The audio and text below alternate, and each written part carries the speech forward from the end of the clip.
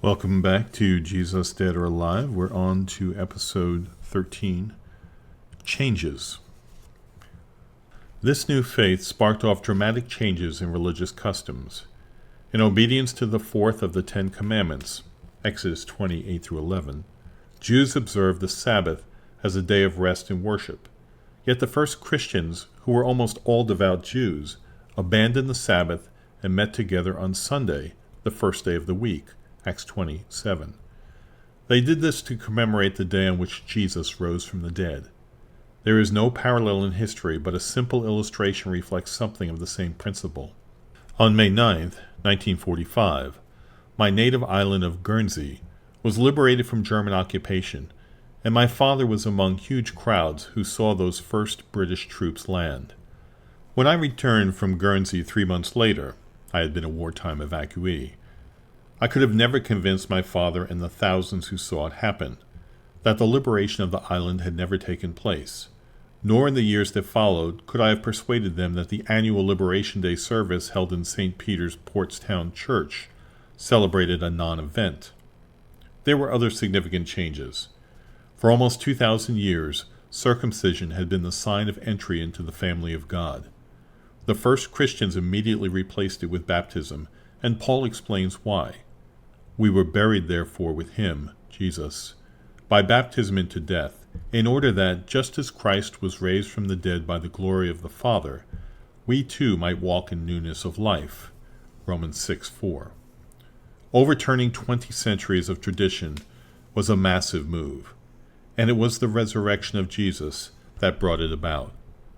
Again, for centuries, Jews had kept the Passover feast to commemorate the liberation of their forefathers after 400 years of slavery in Egypt.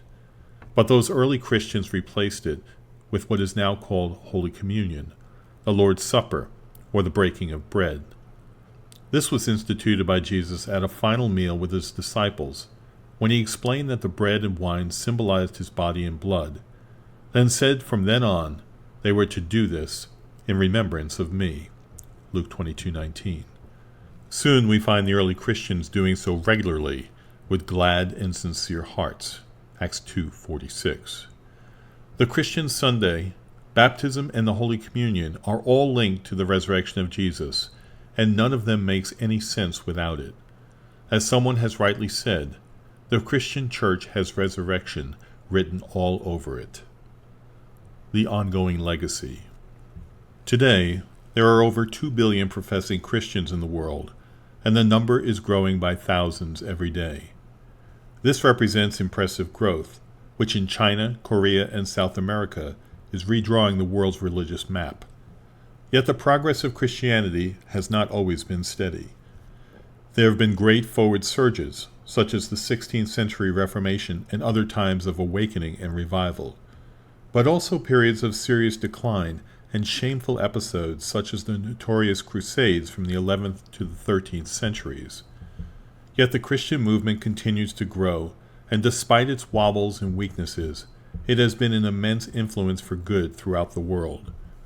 When we think in historical terms about the foundation of schools, hospitals, and institutions to care for the homeless and destitute, the abolition of the slave trade, or improving the conditions of those working in mills and mines or suffering appalling conditions in prisons, no organization did more. Today, Christians around the world are shining examples in caring for the blind and the deaf, the orphaned and the widowed, the poor and the hungry, the deprived and disadvantaged, the homeless and helpless, the sick and the dying. Many people of other religious faiths, and some with no declared faith at all, are involved in similar commendable work, but no other group contributes more to human well-being, and none has a better reason for doing so. Why sacrifice anything to meet the needs of others, if in the long run humankind is doomed to extinction, and nothing we do will make any eternal difference? The impetus driving generations of Christians in the service of others has been the assurance of the resurrection of Jesus, which has given them a dynamic love for others that has no equal. If the resurrection never took place, it is difficult to explain all of this, or even how the Christian church got started at all. As the American preacher D. James Kennedy put it, The Grand Canyon wasn't caused by an Indian dragging a stick, and the Christian church wasn't created by a myth.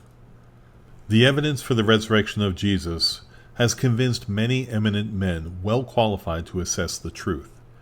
In a document found among his private papers, Lord Lyndhurst, one of the greatest minds in English legal history, wrote, "I know pretty well what evidence is, and I tell you, such evidence as that for the resurrection has never broken down yet."